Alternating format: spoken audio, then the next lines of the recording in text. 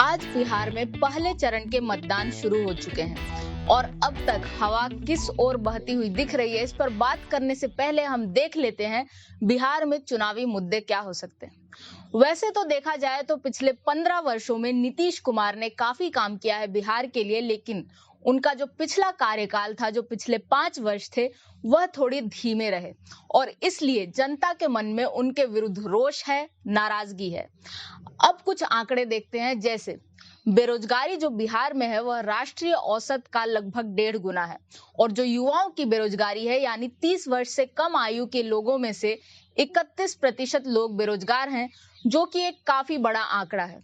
Economic output की बात करें तो पिछले 2 वर्षों में बिहार में तीव्र गति से आर्थिक विकास हुआ है राष्ट्र के औसत की तुलना में, लेकिन साथ ही अब भी बिहार की 9% जनसंख्या, जो राष्ट्र का 9% भाग बनाती है, वह राष्ट्र की अर्थव्यवस्था में मात्र 3% योगदान ही कर पाती है।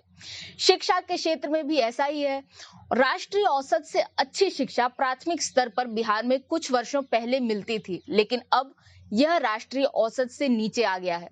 प्राइवेट सेक्टर निवेश की बात करें तो नीतीश कुमार के दूसरे कार्यकाल से यह घट रहा है और इसमें कोई वृद्धि देखने को नहीं मिली। गरीबी, बिहार में 1/3 लोग गरीब हैं और राजधानी पटना को छोड़कर हर जिले में गरीबी 35% से अधिक है।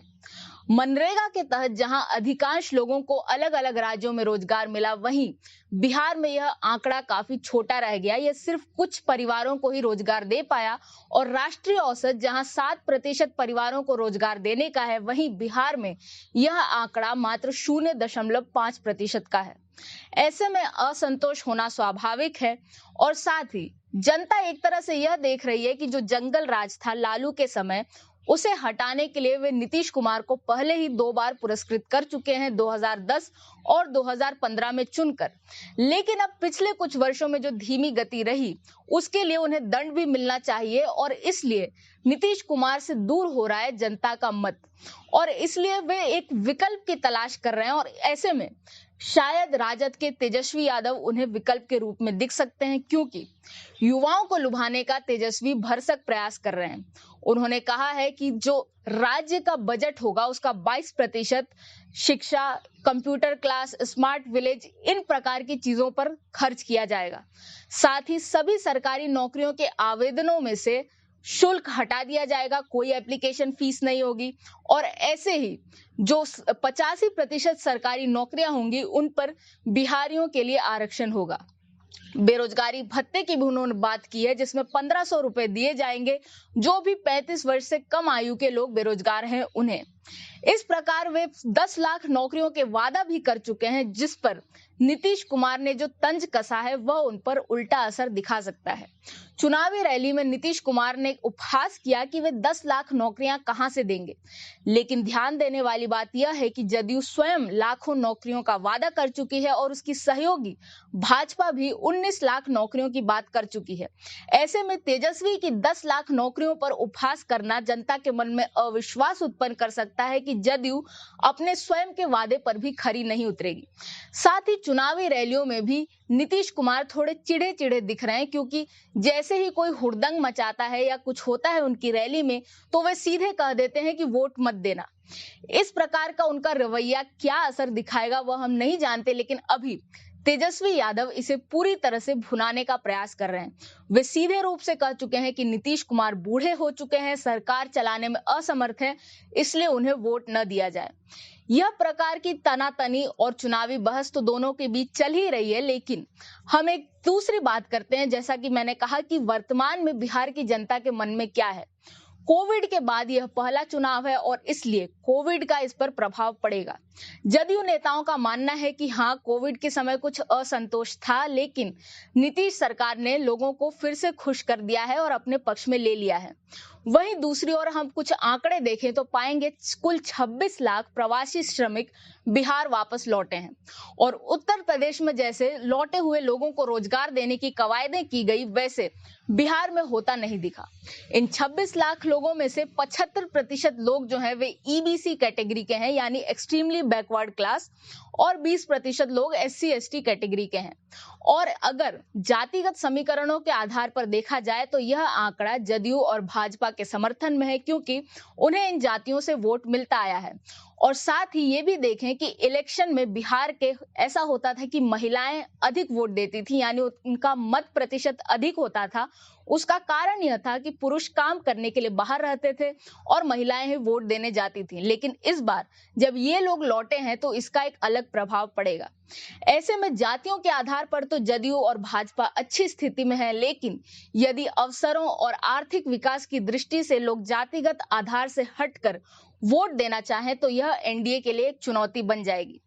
वहीं एक तीसरा मोर्चा भी है जिसमें रालोसपा, बसपा, एआईएमआईएम साथ मिलकर चुनाव लड़ रहे हैं, और अगर इनका वोट बैंक देखा जाए तो यह महागठबंधन के वोट बैंक को काट सकता है, क्योंकि महागठबंधन के पास मुस्लिम यादव वोट बैंक है, और ऐसे यह जो गठबंधन है वह ओबीसी और मुस्लिमों के वोट को आकर्षित करेगा। इसलिए अगर इसका कुछ नुकसान पहुंचा तो वह महागठबंधन को ही पहुंचेगा।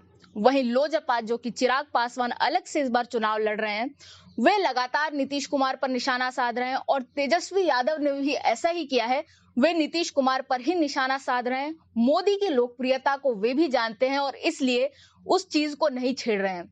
और दूसरी ओर जब राहुल गांधी ने रैली में मोदी पर आक्रामक हुए तब देखा गया कि जनता में इस चीज को अच्छे से स्वीकार नहीं किया गया। इसलिए तेजस्वी अपनी ओर से संभल कर चल रहे हैं, और चिराग पासवान के साथ भी ऐसा ही है। वे ये दिखाना चाह रहे हैं कि मोदी से उनकी अच्छी मैत्री है, जिस कारण से बिहार में मतदान के दिन तक भी लोजपा और भाजपा के बीच गुप्त संगठन की बात, गठबंधन की बात पीछे नहीं छूट रही है।